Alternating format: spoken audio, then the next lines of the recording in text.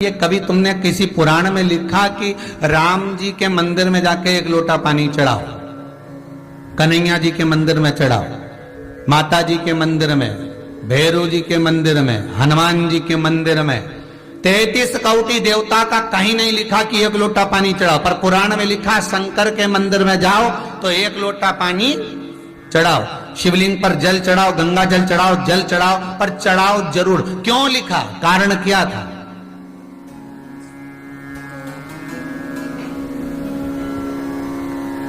एक आध बार राम जी के मंदिर जाओ, कन्हैया जी के मंदिर जाओ, देवी जी के मंदिर जाओ, अच्छा बढ़िया माता जी चुंदड़ी मुंदड़ी पहन के बैठी हो, बढ़िया सब लगा लोगों के, और पंडित जी के हट यहाँ से, और बाल्टी भर के लोटा भर के पानी ले जाओ और माता जी के चढ़ा दे। फिर देख, फिर पंडित के जो माता है उसके देख, अभी तो तूने माता जी के चढ़ाया था, अब माता जी तेरे पे चढ़ेगी। अब हम देख है?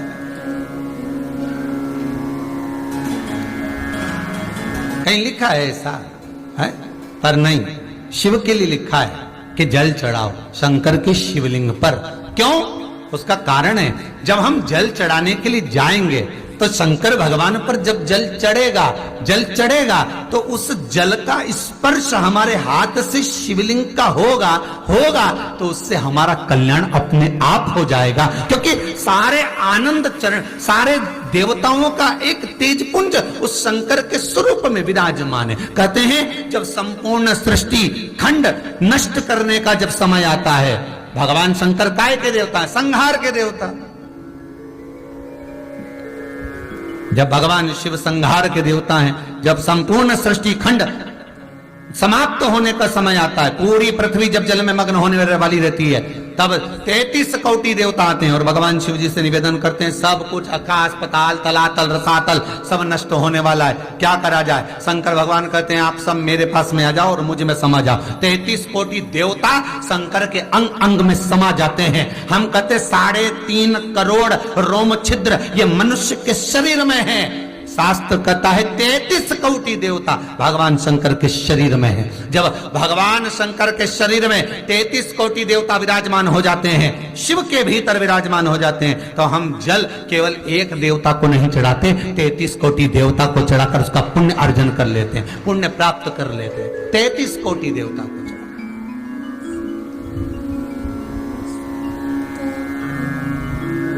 जैसे नीम के वृक्ष में 64 योगनियां होती हैं, देवियां होती हैं। इसलिए आज भी हमारे विधान है, आज भी विधान है कि किसी को बहुत तेज बुखार आ रहा है, बहुत तेज बुखार, महाराज एक लोटा पानी लो, उसमें नीम की, कड़वी नीम की डाल दो, और डालने के बाद बच्चे पे से जिस पे बुखार आ रहा है उसको 7 बार उतारो और ले जाकर नीम के पेड़ में डाल दो, और उस नीम की जो झाड़ है जो पानी के अंदर पड़ी थी उसका जल उस बुखार वाले व्यक्ति पे छींट दीजिए। 15 से 20 मिनट में बुखार नीचे समाप्त।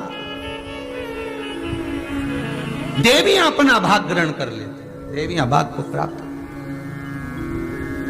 वो तो अब इन सारे वृक्षों की जो महत्वता है, चाहे नीम हो, बेलपत्र हो, शमी पत्र हो, महाराज रुद्राक्ष हो, इनकी जो महत्वताएं हैं, लोगों ने अपनी महत्वता दिखाने के चक्कर में इन सबको छुपा दिया। वो तो ये शिव महापुराण को वेद व्यास जी ने लिखा, इसमें सारा वर्णन कर दिया कि कौन से वृक्ष से हम क्या क्या फल प्राप्त कर सकते हैं। एक स्कंद पुराण, शिव पुराण, लिंग पुराण और नर्मदा पुराण, ये पुराण शंकर से ऐसी जुड़ गई जिससे हम प्राप्त कर सकते, जिससे हम ग्रहण कर सकते भगवान शिव के आनंद। जब भगवान शिव सुख प्रदान करे, आनंद देवे, शिव महापुराण की कथा कहती है कि भले शिवलिंग साथ में लेकर ना चले, अहिल्याबाई जैसे, हम भले शिवलिंग को पल्लू में बांधकर ना चले, पर शिव महापुराण की कथा कहती है हम शंकर का अनुमोदन कर कर तो चल सकते, हम शंकर का स्मरण कर कर तो चल सकते हैं। श्री नारायण में कथा कही थी, आपको याद होगा, एक कबूतर स्वर्ग जा रहा था। अगर किसी ने सुनी होगी शिवरी नारायण कथा तो ध्यान में होगा। एक कबूतर स्वर्ग जा रहा था, एक पक्षी रेगिस्तान में, इसके पंख पूरे जल चुके थे, पीने के लिए पानी नहीं मिल रहा था, कबूतर को देखा, कबूतर ने उसको पूछा क्या बात है।